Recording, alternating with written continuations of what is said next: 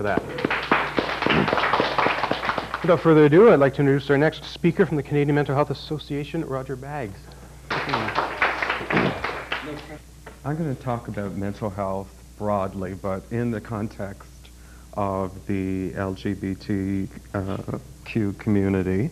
And I'm going to talk a lot about my own personal perspectives and some things that I've been through when I was a younger person. I do believe that heterosexism is everywhere. The belief that heterosexuality is the only way or is the right way. And you often hear this when you're out in public and people are expressing their plans with their boyfriends, their girlfriends, their husbands, their wives, their children, their grandchildren. And that's great, you know. I got here because, hey, you know, my parents were together and they had me. But as a gay person, it can be very intimidating and disempowering at times. And I still feel there's an expectation to be quiet, to be discreet, to not talk about, you know, these issues for fear of being disowned or rejected or losing something. And oftentimes people are afraid of losing their family or losing their sense of community if they come out. And you hear things like, oh, it's okay as long as we are straight acting, or as long as they don't shove it in my face, everything is fine. But it's hard just pretending and lying to yourself. And to me, it's very bad for your mental health. It just is. Just very bad. In 1973, homosexuality was removed from the Diagnostical and Statistical Manual of Mental Disorders. So it's a long time that, you know, the LGBTQ community, all these issues have been separated from mental illness. It's a long, long time ago, but we're still having to deal with these stigmas today. I remember when I was younger, when I was a young boy, I was very sensitive, very feminine. I liked playing with the girls. I avoided sports and competitive type games. I liked being in the choir. I enjoyed drama club and writing for my elementary school newsletter. But high school was a brutal transition. I had my first depression in grade 7 at the age of 12. I was constantly mocked and teased by people in my classes for having a high voice, and classmates would constantly make fun of me. They would degrade me. They would call me words like herm. I experienced another equally horrible depression in grade 8. I was teased and taunted in many classes, and after a while I just couldn't be upset about it anymore, and I became completely numb. I hated school. In grade 11, I got a little bit daring. It was the height of the 80s, and I dyed my hair 3 different colors. I got a lot of flack for that, but that was it. I was prepared for it, but I was not prepared for one experience that I had when my life was threatened outside of a store, and I had 2 guys saw me and recognized me and pulled a knife on me. And I will never forget that. I managed to get away. I didn't tell my parents because I was afraid that that would make things worse. And through all this time, I liked guys. I couldn't tell anyone, at least until I just couldn't tell anyone. And then it became a part of the rumor mill at school, you know, was Roger gay, blah, blah, blah. In grade 11, I won first prize for a life science competition on stress, which is very ironic because I work in the area of stress reduction now at the Canadian Mental Health Association. And I can remember I was terrified because we had an awards ceremony, and I was invited to the awards ceremony in the auditorium, and I realized that I was going to have to go up on stage and accept my award, and I was terrified how people would react to me, and they reacted just as I suspected, with calling me names like fag and booing me, and it was terrible. When I was a child, I dreamed of having a family, having a Mustang. I wanted to have a Mustang and a house. I used to play house with the girls in the neighborhood. I had no idea that I would be gay. In my teen years, I wondered, why aren't I attracted to girls? Why is that? What's wrong with me? All of a sudden, I said to myself, what is wrong with me? But it wasn't my choice, apparently. It was just something that I was going through. On the lighter side, a guy from Beaconsfield High School helped me accept my sexuality when I was 15, but I'm not going there.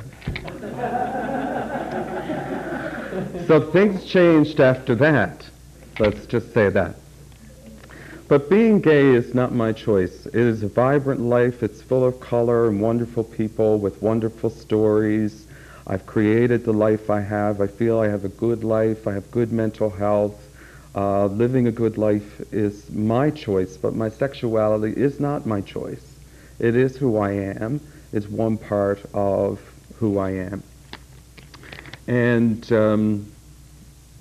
I think it's really important in the mental health system that, people look at the LGBTQ community as individual, that they ask these questions, that they're open to working with people who may have experienced a lot of trauma, who may have experienced violence, who may have experienced being isolated from their families, who may have experienced severe, terrible bullying in school or violence in school.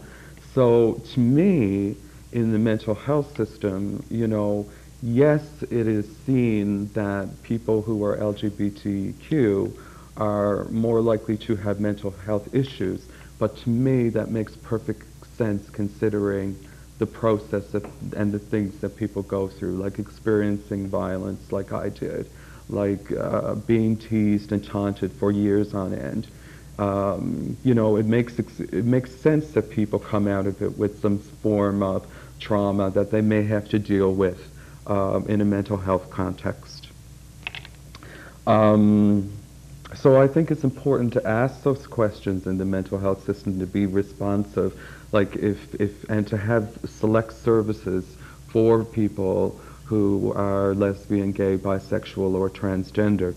It's well known that people who are bisexual or transgendered even have worse mental health than people who are gay or lesbian, because they don't necessarily feel that people accept them. They're searching for their sense of community, and they don't feel like they belong. Like a lot of people who are bisexual feel that they're always, that they don't belong in the heterosexual community, that they don't belong in the homosexual community, and because they're in the closet, where is their community? It doesn't exist. So there are all these issues about mental health. I think it's important for people in the mental health system, when dealing with people who have, who are LGBTQ, to look at the resiliency that people have, strengths, and to look at what is the cause of different things that they've experienced. Do they have physical health issues that may be related to being LGBTQ? Have they experienced trauma? What was the trauma like? How have they dealt with it? Do they have peer mentors in their life? Are the suicide, like if you're looking at suicide intervention, is the suicide intervention techniques tailored toward that community? Do you have people, is there a suicide line? We all know that there's a higher incidences of suicide for people who are LGBTQ, especially youth.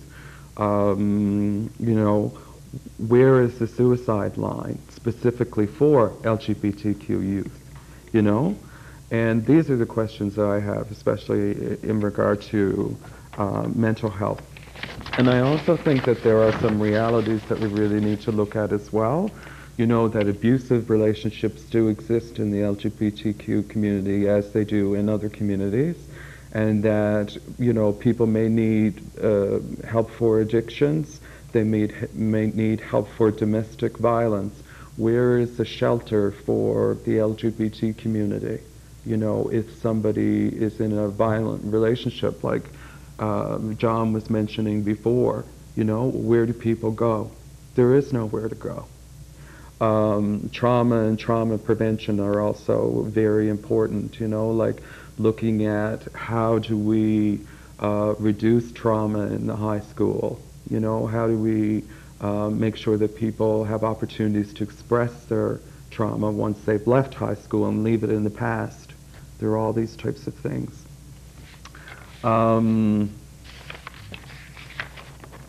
I think that's about all that I wanted to say today, but I just wanted to talk about mental health and the LGBTQ community. Thanks very much.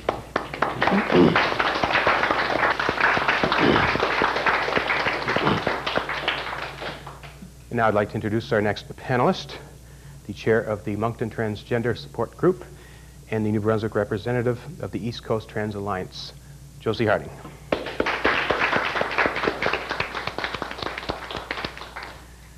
Well, hi, everybody.